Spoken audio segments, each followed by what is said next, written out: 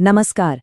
हम सब अपने अधिकारों, अपने राइट्स की बात तो खूब करते हैं ना, लेकिन क्या हम उतनी ही शिद्दत से अपने कर्तव्यों के बारे में सोचते हैं? आज हम संविधान के उसी जरूरी लेकिन अक्सर नजरअंदाज किए जाने वाले हिस्से यानी हमारे मौलिक कर्तव्यों की कहानी समझेंगे। चलिए शुरू करते हैं एक ऐसे फैक्ट से जो शायद आपको चौंका दे। क्या आपको पता है कि जब 1950 में हमारा संविधान लागू हुआ था तो उसमें मौलिक कर्तव्यों का कोई जिक्र ही नहीं था? जी हाँ, बिल्कुल सही सुना। ये तो दशकों बाद जोड़े गए थे। और इसी वजह से कुछ लोग इसे संविधान का गुम अध्याय भी कहते हैं। तो सवाल ये है कि आखिर इन्हें जोड़ने की जरूरत पड़ी ही क्यों? ये कब और कैसे हुआ? चलिए इस पूरी कहानी को जरा समझते हैं। तो हुआ ये कि साल 1976 में इन कर्तव्यों को संविधान के भाग 4A में जोड़ा गया। ये किया गया था मशहूर 42nd संशोधन के जरिए। और दिलचस्प बात यह है कि इसकी प्रेरणा पूर्व सोवियत संघ यानी यूएसएसआर के संविधान से ली गई थी। देखिए, हर बड़े बदलाव के पीछे एक कहानी होती है।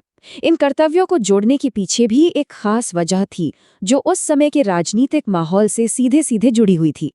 इसकी जड़ें हमें मिलती हैं 1975 में घोषित इमरजेंसी के उस विवादास्पद दौर में। उस समय सरकार ने महसूस किया कि नागरिकों को उनके अधिकारों के साथ साथ उनके कर्तव्यों की भी याद दिलाना बहुत जरूरी है। इसी सोच के साथ सरदार स्वर्ण सिंह की अध्यक्षता में एक समिति बनाई गई और फिर इसी समिति की सिफारिशों ने 1976 में इन कर्तव्यों को संविधान में जगह दिलाई। लेकिन मजे की बात यह है कि स्वर्ण सिंह समिति की सारी सिफारिशें मान नहीं ली गईं। मिसाल के तौर पर समिति ने कहा था कि इन कर्तव्यों का पालन न करने पर सजा होनी चाहिए और टैक्स देना भी एक मौलिक कर्तव्य होना चाहिए। लेकिन सरकार ने इन दोनों ही सुझावों को खारिज कर दिया। शायद इसके पीछे सोच ये थी कि कर्तव्य नैतिक होने चाहिए, उन्हें जबरदस्ती लागू नहीं किया जाना चाहिए। तो चलिए अब सीधे मुद्दे पर आते हैं और देखते हैं कि अनुच्छेद 51A के तहत वो 11 मौलिक कर्तव्य आखिर हैं क्या, जिनके पालन की उम्मीद हर भारतीय नागरिक से की जाती है।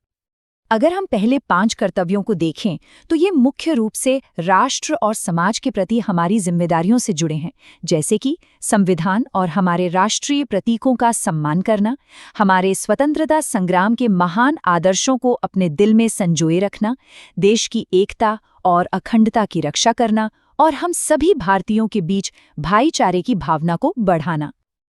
अब जो अगले 5 कर्तव्य हैं वो एक तरह से हमारे व्यक्तिगत, सांस्कृतिक और पर्यावरण से जुड़े विकास पर जोर देते हैं। इनमें हमारी साझी विरासत का सम्मान करना, अपने पर्यावरण को बचाना, वैज्ञानिक सोच को अपनाना, सार्वजनिक संपत्ति को नुकसान न पहुंचाना और व्यक्तिगत और सामूहिक रूप से हमेशा बेहतर करने का प्रयास करते रहना शामिल है। तो ये तो हुए 10, लेकिन शुरुआत में केवल 10 ही कर्तव्य थे। एक और बहुत ही महत्वपूर्ण कर्तव्य बाद में जोड़ा गया। ये 11वां कर्तव्य साल 2002 में 86वें संशोधन के जरिए जोड़ा गया। ये कहता है कि हर माता-पिता या अभिभावक का ये कर्तव्य है कि वे अपने 6 से 14 साल के बच्चों को शिक्षा का अवसर जरूर दें। ये कर्तव्य सीधे शिक्षा के अधिकार को मजबूत करता है। और यहीं से एक बहुत जरूरी बहस शुरू होती है। अधिकार और कर्तव्य के बीच आखिर रिश्ता क्या है? क्या एक के बिना दूसरा मुमकिन है? भारत के पूर्व राष्ट्रपति रामनाथ कोविंद के ये शब्द इस संबंध को बहुत खूबसूरती से समझाते हैं। सोचिए, अधिकार और कर्तव्य असल में अविभाज्य हैं। जब हम अपने कर्तव्यों का पालन करते हैं तो हम दूसरों के अधिकारों की रक्षा करते हैं, और जब दूसरे अपने कर्तव्यों का पालन करते हैं तो हमारे अधिकार अपने आप सुरक्षित हो जाते हैं। तो अब आते हैं सबसे बड़े सवाल पर, क्या इन कर्तव्यों का पालन करना कानूनी रूप से अनिवार्य है? मतलब अगर कोई इनका पालन नहीं करता तो क्या होगा? देखिए, कानूनी भाषा में कहें तो मौलिक कर्तव्य गैर न्यायिक यानी कि नॉन जस्टिसेबल हैं। इसका सीधा सा मतलब ये है कि अगर कोई इनका पालन नहीं करता तो उसे सीधे अदालत में नहीं घसीटा जा सकता और इसके लिए कोई सीधी कानूनी सजा नहीं है। लेकिन कहानी यहाँ खत्म नहीं होती। भले ही ये सीधे तौर पर लागू करने योग्य नहीं है, पर संसद के पास ये अधिकार है कि वो इन कर्तव्यों को प्रभावी बनाने के लिए कानून बना सकती है। और असल में संसद ने ऐसा किया भी है।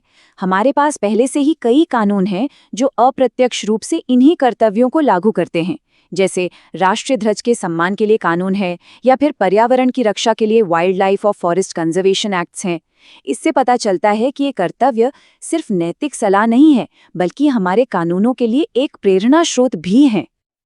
अच्छा, अगर इन पर कोई सीधी कानूनी सजा नहीं है, तो फिर सवाल उठता है कि ये इतने महत्वपूर्ण क्यों हैं?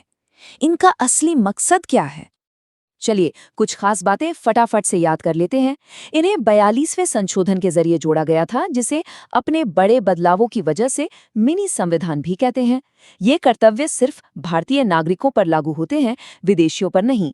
और सबसे बढ़कर ये एक नैतिक दिशा निर्देश की तरह काम करते हैं, जो हमें बस इतना याद दिलाते हैं कि अधिकार हमेशा जिम्मेदारियों के साथ आते हैं। तो हम इस पूरी चर्चा को एक सवाल के साथ खत्म करते हैं। एक नागरिक के तौर पर अधिकार ज्यादा महत्वपूर्ण है या कर्तव्य, या फिर असली कुंजी दोनों के बीच एक संतुलन बनाने में है? ये एक ऐसा सवाल है जिस पर हम सभी को सोचना चाहिए।